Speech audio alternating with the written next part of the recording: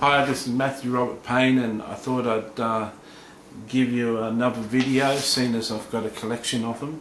This one's called "Does One Unconfessed Sin Take You to Hell?"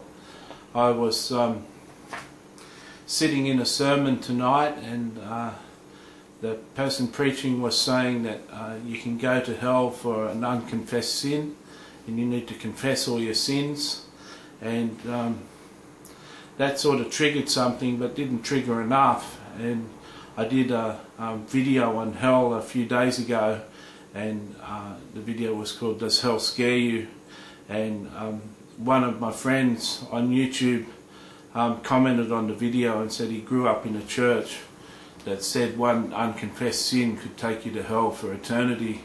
A very legalistic church, and it really scared him, has tormented him for years with condemnation and being petrified of going to hell and confessing all his sins.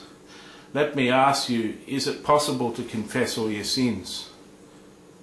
Do you really think it's possible? Do you think that every time you said something negative about another person to another person, do you think that you remember every time you've ever said anything like that every single day?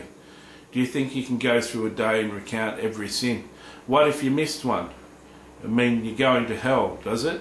Do you live a life where you have to remember every sin? What sort of life is that? Are you living a life like that? Are you living a life of condemnation? A law life, a life of law? You know, grace plus the law equals law. Grace plus law equals law. You're still under law and condemnation if you're thinking that you've got to obey every single thing in the world, and if you don't obey, you're going to go to hell. It'd be a terrible way to live. Personally, I'd like to share that many times in my life I've gone to bed just praising God and talking to Jesus, and I often